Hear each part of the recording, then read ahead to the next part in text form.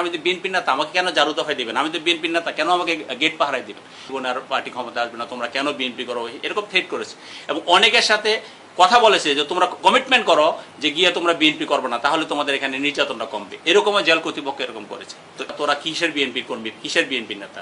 তো যখন আমরা প্রতিবাদ করছি, আমাদের কর্মীরা প্রতিবাদ করছে যে আমি তো বিএনপির নেতা, আমাকে কেন জারু দফায় দিবেন? আমি তো বিএনপির নেতা, কেন আমাকে গেট পাহারায় দিবেন? তখন তারা এইভাবে প্রতিবাদ করছে। তখন জেলাররা, সুপাররা তখন এই সমস্ত আজে বাজে বলে বিএনপিকে বকাঝকা করেছে, বিএনপি কর্মীদেরকে যে জীবনে আর পার্টি ক্ষমতা আসবে না, তোমরা কেন বিএনপি করো, এরকম থ্রেট করেছে।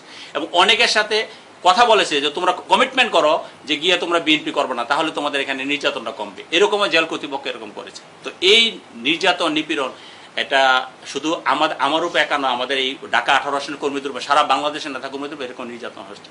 আমার বিশ্বাস আমরা দেশনেত্রী বেগম খালেদা জিয়ার নেতৃত্বে, ভারপ্রাপ্ত চেয়ারম্যান তারেক রহমানের নেতৃত্বে ইনশাল্লাহ এই দুঃশাসন অবসান ঘটাতে পারবো। আমাদের নেতাকর্মীদের সেই মোরাল শক্তিটা এখন আছে ইনশাল্লাহ, ভেঙে জানে স্যার। এবং আমাদের নেতাকর্মীরা যেভাবে কষ্ট করেছে, এখানে আমাদের 7 থানার প্রেসিডেন্ট সেক্রেটারি, বিএনপি সহ প্রেসিডেন্ট সেক্রেটারি, সমস্ত নেতৃবৃন্দ এখানে আছেন। সবাই কিন্তু আমাদের এইখানে এমন কোনো কর্মী নাই যার বিরুদ্ধে 50টা মামলা নেই। আমার বিরুদ্ধে কিন্তু 327টা মামলা, মাত্র 2টা সাজা হয়েছে। এই হলো স্যার আমাদের অবস্থা। এবং আপনাদের একটা পরিবার যে পরিমাণ নিপীড়ন শিকার হয়েছে বা যেভাবে সাপোর্ট করেছে, এই অবস্থা দেশের যে বর্তমানে রাজনৈতিক পরিস্থিতি, আপনাদের রাজনীতি আসলে কতটা আগামী দিনের জন্য আসলে কতটা স্পষ্ট? আমরা তো নির্যাতন, নিপীড়ন আমরা তো অনেকদিন যাবত, 2007 থেকে আমাদের কর্মীরা, আমি যদি মনে করি যে যখন 111 আসলো, 111 আমাদের নেত্রীকে, আমাদের নেতাকে যখন রাজনীতি করতে দেবে না, তখন থেকে আমাদের নির্যাতনটা বেশি শুরু হয়েছে। এই নির্যাতন, নিপীড়ন করেও কিন্তু আমাদের একজন কর্মীও কিন্তু এখন মাঠ থেকে দূরে সরে না। ওদের এত নির্যাতন, অমানবিক বর্বর নির্যাতনের পরে আমাদের নেতাকর্মীরা মাঠে আছে।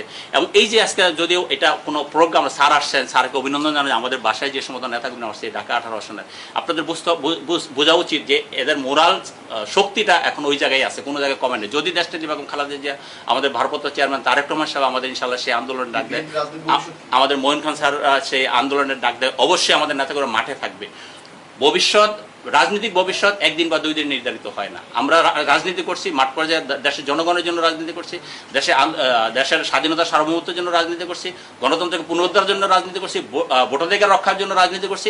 ইনশাল্লাহ এই ভোটাধিকার রক্ষা যতদিন না হবে, অধিকার আদায় যতদিন না হবে, ততদিন আমরা মাঠে থেকে আমাদের নেতাকর্মীরা আন্দোলন সংগ্রাম চালিয়ে যাবে। এবং আমাদের প্রিয় নেত্রী দেশনেত্রী বেগম খালেদা জিয়ার মুক্তি যতদিন না হবে, আমাদের প্রিয় নেতা তারেক রহমান যতদিন বাংলাদেশের মাটিতে ফিরে না আনা হবে সসম্মানে, ততদিন আমাদের নেতাকর্মীরা আন্দোলন সংগ্রাম চালিয়ে যাবে।